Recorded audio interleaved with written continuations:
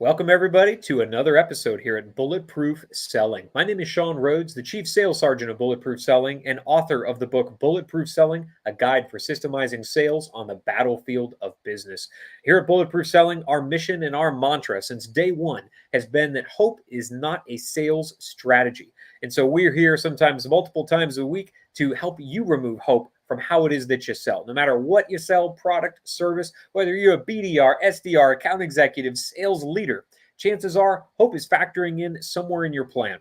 Now, I get to talk to a lot of sales leaders in the work that I do at conferences and in delivering workshops and training at organizations around the world. And I hear it first out of the gate, a lot of sales leaders tell me, Sean, we don't have any hope in our industry. We don't have any hope in this company. We got good process. Well, let me tell you something. And all the teams I was able to work with across the United States military, I'm talking the best of the best, the Navy SEALs, the Green Berets, the Special Operations community, these men and women understood that even though they were at the top of their game, there was always room for improvement.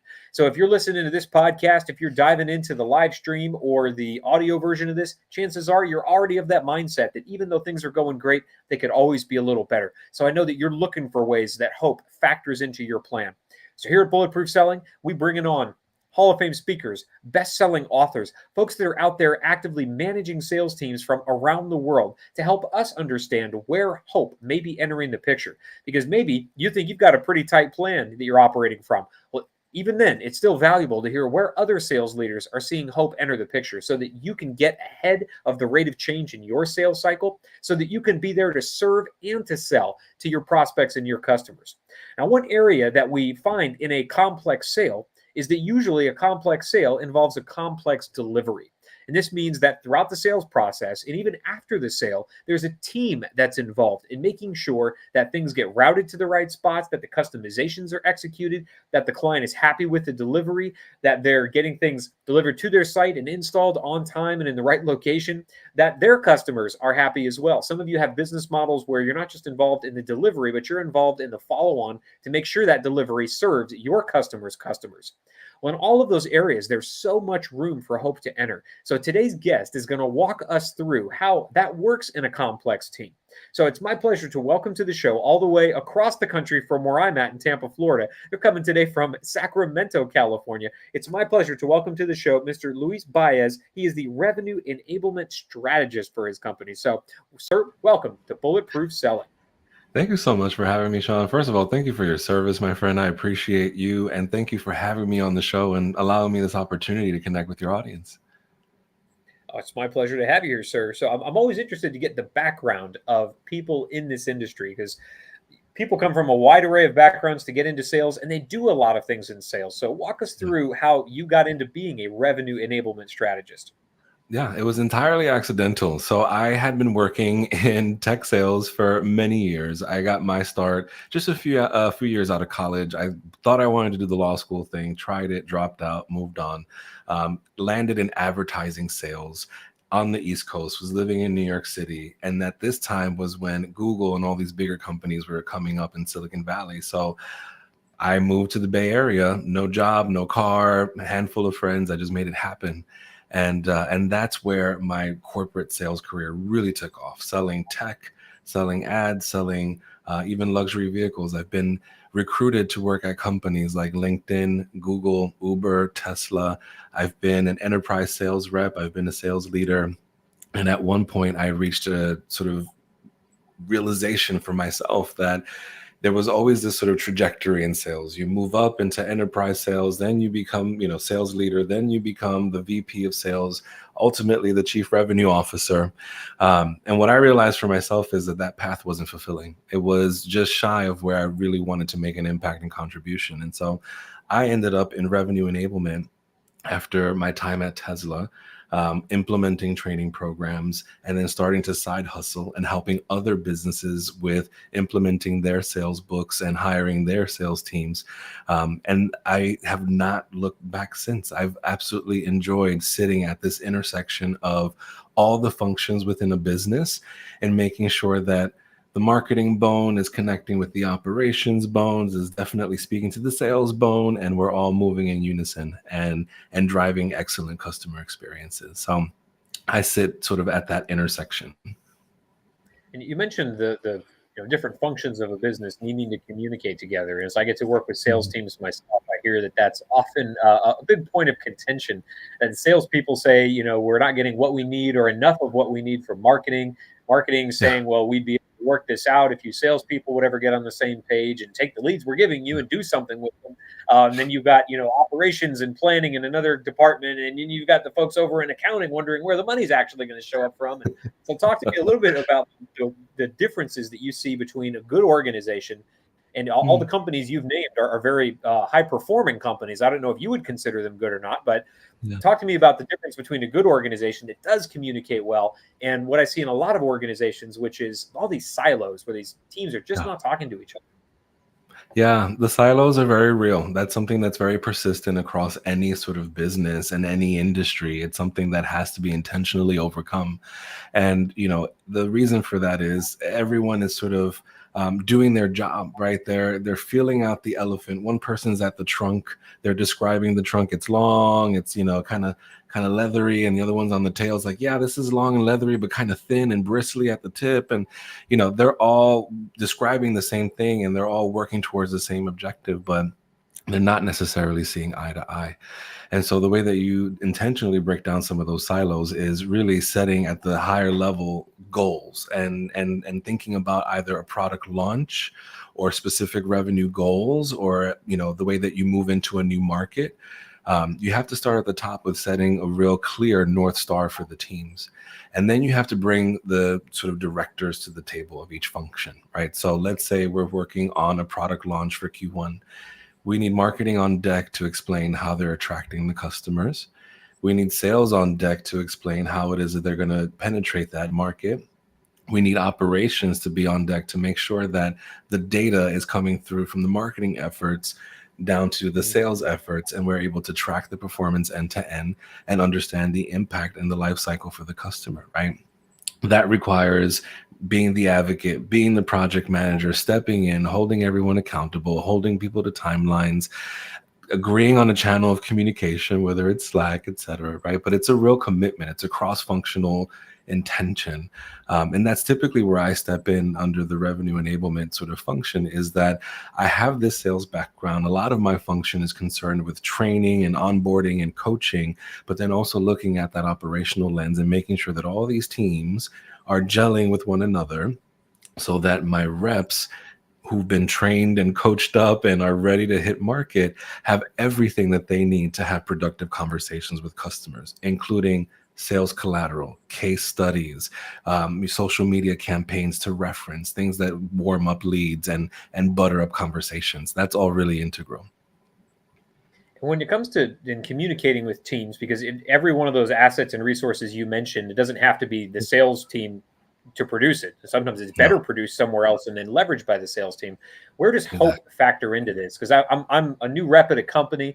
I'm Yeah, assuming that there's a clear line of communication between the leads that marketing is producing and how I'm supposed to be qualifying them. And yeah. finance is assuming there's a clear line of communication between me and them, with processing orders. Where does hope factor in that really creates this chasm that prevents us from doing our jobs as salespeople? Yeah, it's being a sales rep, having those direct engagements with the customers. You hope that on the back end, they're ready to receive new customers and fulfill orders or fulfill services as promised and as sold, right? That's making sure that all the ducks are in a row on the operational side of the house, the customer success side of the house, et cetera. Internally, everyone is hoping that, each function, each team is doing their part, right? And the way that we start to move away from hope and chance is to have check-ins, to have that communication, right? To have that transparency where all these teams that are producing things for the reps are holding themselves accountable and saying, here's the production timeline, here's what's coming down the line, here's when you can expect it. The reps being able to funnel up feedback and saying, we went to market, this isn't sticking. This feature really stands out. We need more content around this. We need to overcome this objection. Any tools, any ideas, right? There has to be that exchange of information and intelligence in order for all of these functions to be able to do what everyone is hoping that they're doing.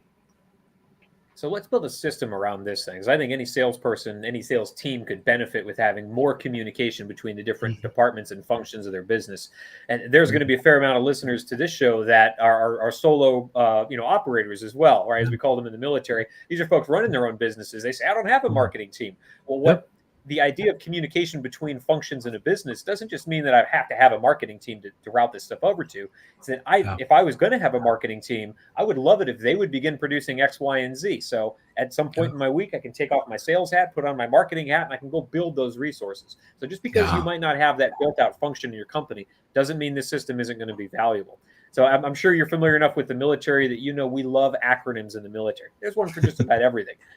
Yeah. So come up with this acronym TRIM, because every new system trims away more hope from a sales strategy, just like it did Mhm. for us in the operational environment on the battlefield.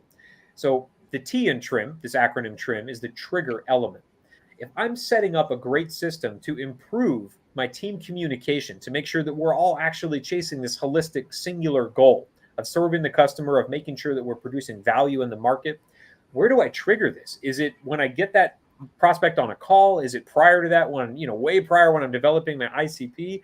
Is it when I'm being onboarded? Where do you recommend a company triggers a process that allows us to maintain that free flow of communication and ideas? Yeah.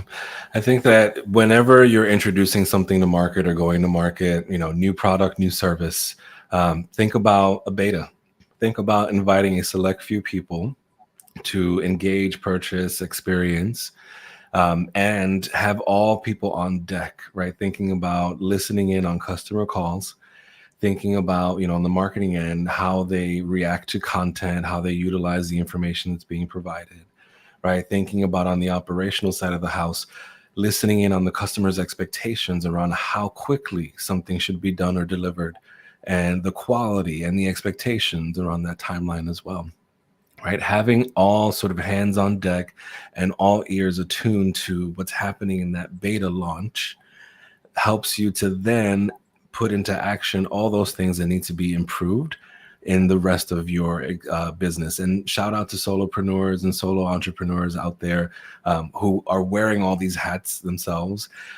Certainly encourage you to delegate as soon as you can. Find yourself an advocate, an assistant, someone to be in your corner, and delegate as quickly as you can. But I also want to just slow down for a moment and help you prioritize. Like, how do I approach this, right?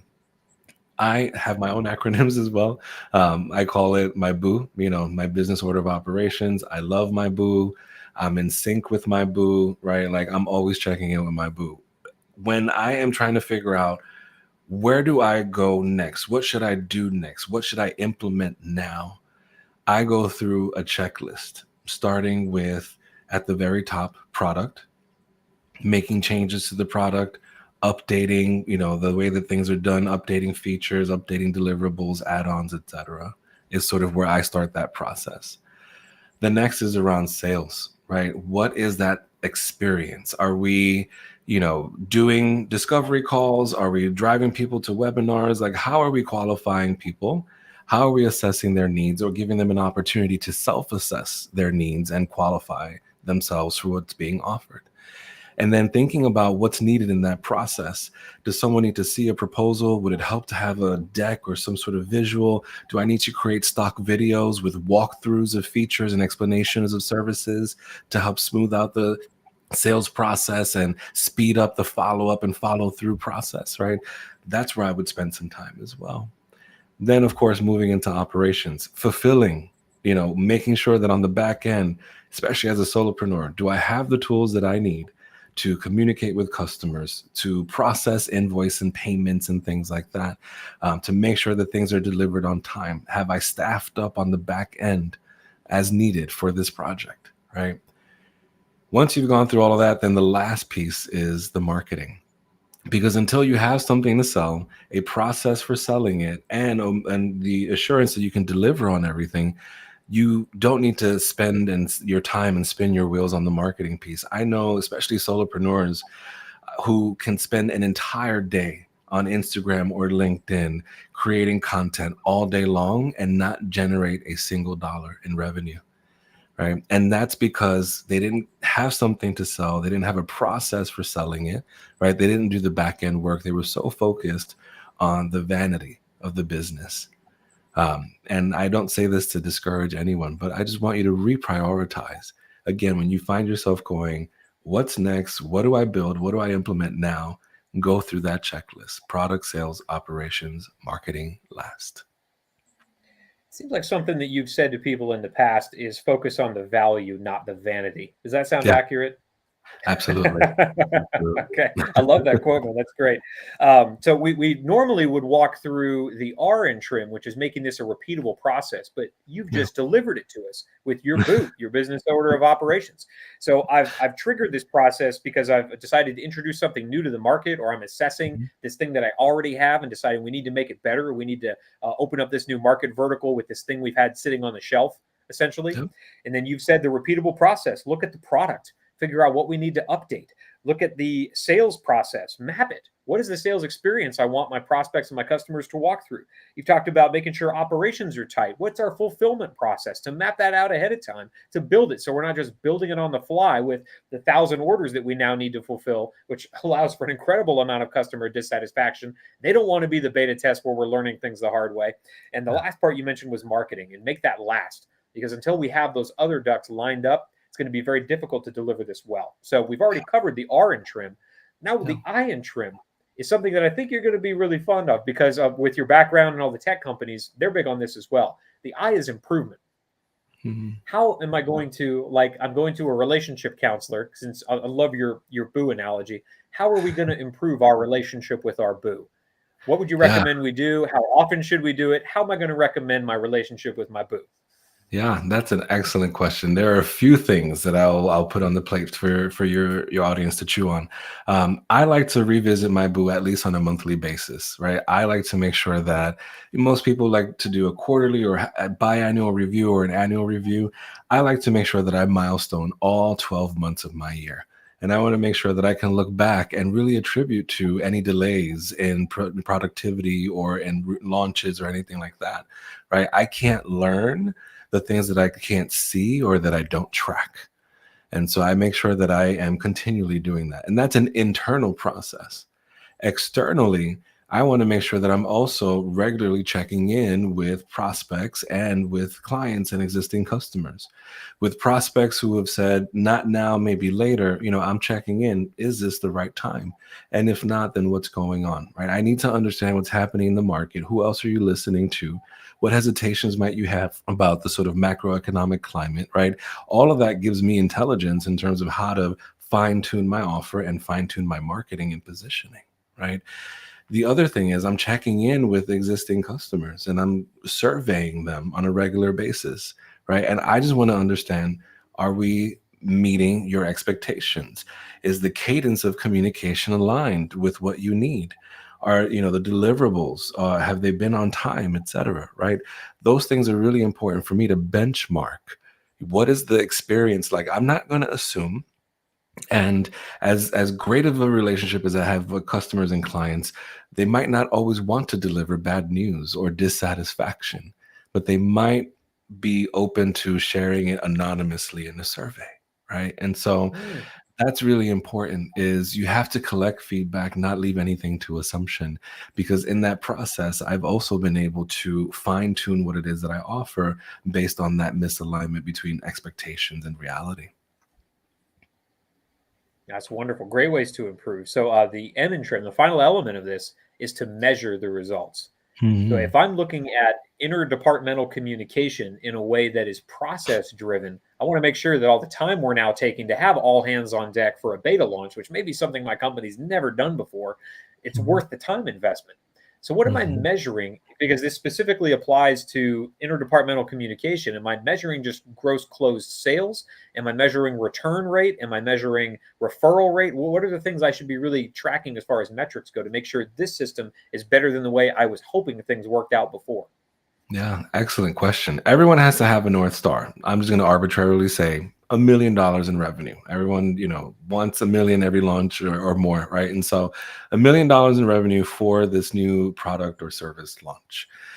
And you have to then reverse engineer sort of what's the accountability by team in getting there. How many leads does marketing need to generate from their content marketing and demand generation efforts?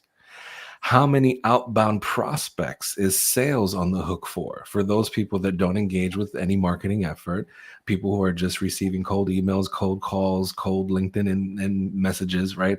What is the expectation of the sales team in moving and driving this effort towards that $1 million?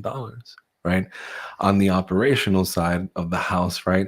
What is it that needs to be implemented in preparation to receive that revenue, fulfill, and make sure that we don't have any churn, right? So maybe we look at return rates or refund rates as a way of thinking, engaging the success on the operational side of the house and how it is that we've been able to measure successful fulfillment, right? If you can give everyone their prescription and their sort of marching orders leading up to that $1 million, then everyone can see the part that they play and they can hold themselves accountable and hold each other accountable, right? Hey, sales, we've exceeded our outbound targets by 112%. Marketing, you're at 89%. What's going on? How can we help? Mhm. Right? Or what is the roadblock here? How do we now start to reallocate the resources internally to drive that result? But that's the way you want to do it. North Star, and then again, marching orders by department or function. It almost sounds like the best companies in the world, something they might have learned from you. So thanks for sharing that with us today. With a complete system like that, I know a lot of salespeople are going to want to get busy putting it to work. So Yeah. for anybody that is interested in getting deeper into the world of a revenue enablement expert like yourself, how do they get in touch with you? How do they get connected with you on LinkedIn? What are all the ways that we can get deeper into your world? Oh, I certainly appreciate it, my friend. I would drive you over to learnfromluis.com. And I've got a host of free resources available to you. I've got a Sales and Leadership Academy that breaks down my entire playbook for entrepreneurship turning to entrepreneurship. I also offer a free online program through LinkedIn Learning that teaches all about personalized sales using video. And so I would say start there if you want to immerse yourself in the world of revenue enablement. That's awesome. And for any salesperson that's not immersed in the world of revenue enablement, you should get started. It's kind of important. So, for all the live stream viewers here, make sure you're subscribing to that YouTube channel. For anybody catching us on the podcast version of this, make sure you're subscribing and leave us a review. Let other salespeople know they don't have to rely on hope either. With great process like the ones we've gotten today, you can remove hope from every aspect of how you sell. Well, thanks so much for stopping by all the way from Sacramento, California to give back to the sales community. Let's get out there, sir, and make selling bulletproof. Thank you, Sean.